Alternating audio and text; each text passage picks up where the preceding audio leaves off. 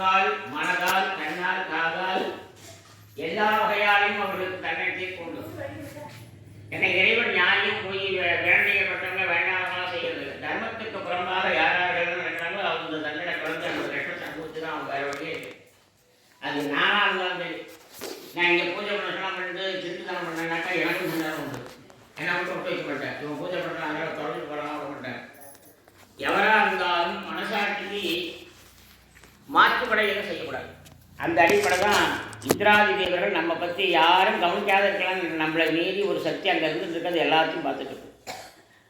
இந்திராஜ மகாவும் அக்னி தேவதாய மகாவும் தர்மராஜாஜ மகா நிருத்தி தேவதாய மகமூர்த்தி மகாம் வாயுத்தின் இது பண்ணுங்க பூ போடுங்க.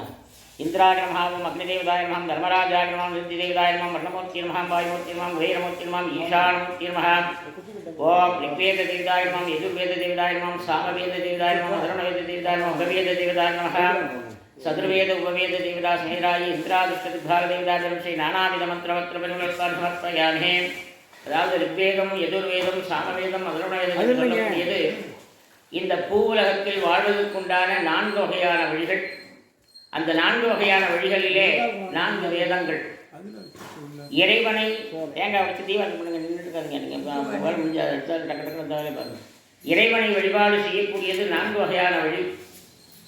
மாணிக்க வாசகராகப்பட்டவர் இறைவனை தலைவனாகவும் தன்னை அவருடைய தொண்டனாகவும், அதாவது தலைவன் தலைவி என்று சொன்னால் கணவன் மனைவி என்கின்ற பாவத்திலே வழிபாடு, நாயகன் நாயகி என்கின்ற அடிப்படையிலே வழிபாடு செய்தார்.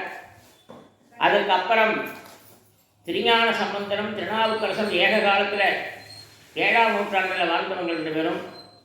திருஞான சம்பந்தர் அப்பா பிள்ளைங்கிற உறவுடைய வழிபாடு செய்தார். திருநாவுக்கரசு சுவாமிகளோ ஆண்டான் அடிமை, முதலாளி தொழிலாளி என்கின்ற அடிப்படையில் இறைவனை முதலாளியாக வைத்து தன்னுடைய அவருக்கு தொழிலாளிங்கிற அடிப்படையில் வழிபாடு செய்தார். சுந்தரமூர்த்தி சுவாமிகள் கடைசியில் அவங்களுக்கு அப்புறம் கொஞ்ச நாள் கழித்து வந்தவர், 10ஆம் நூற்றாண்டில் வந்தவர். சுந்தரமூர்த்தி சுவாமிகள் இறைவனை தோழனாக வைத்துக் கொண்டார். ஏன்னு சொன்னால் ஈஸ்வருடைய திருநிழல் தான் சுந்தரமூர்த்தியாக அவதாரம் எடுத்து வந்தது. அந்த சுந்தரமூர்த்தி சுவாமிகள் ஏன்னா அதுக்கு திருப்பார்கடல் கடைந்து தேவாமிர்தம் வரும்பொழுது இந்த சம்பவங்கள்லாம் அதில் வரும். ஆலகால விஷமாகப்பட்டது தேவர்களையும் அசுரர்களையும் விடாது தொத்திட்டு போகிறது. அப்படி வளமாக கைலாயத்தை வளமாக போனால் இது இடமா வந்து தடுத்தும், இடமா போனால் வளமாக வந்து தடுத்தும். அது திங்கட்கிழமையில் சோமசூத்திர பிரதோஷ வழிபாடுன்னு சொல்லுவாங்க. திங்கட்கிழமையில் இந்த பிரதோஷம் வந்து செஞ்சால் அன்னைக்கு நந்தி பகவான்கிட்டேருந்து நேராக அந்த கோமியக்கல் சுவாமிக்கு அபிஷேகம் பண்ணுற இடத்து வரைக்கும் போட்டு மறுபடியும் திரும்பி வந்து நந்தி பகவான்கிட்டே வணங்கும். அப்புறம் கடைசி 4 சுற்று, 5ஆவது சுற்று 6ஆவது சுற்று தான் ஏகமாக சுற்றி வரணும்.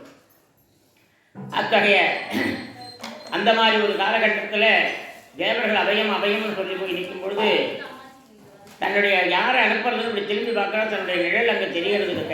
பணிபடர்ந்த கைலாயத்தில் இவருடைய அழகான அந்த தோற்றம் அந்த நிழலாக அப்படி தெரியறது.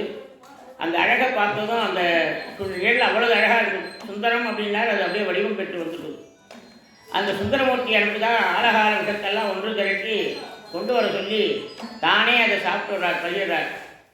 ஆலகால விஷத்தை சாப்பிட்டு தேவர்களையும் அசுரர்களையும் காப்பாற்றி அப்போது தோன்றிய சுந்தரமூர்த்தி சுவாமிகள் தான் பூமியிலே இறைவனுடைய திருப்புகளை பாடி அவருடைய பெருமைகளை செல்வனம் சொல்வதற்காக சுந்தரராக அவதாரம் செய்து அவர் தோழனாக இறைவனத்தினுடைய தோழனாக வழிபாடு செய்தார்.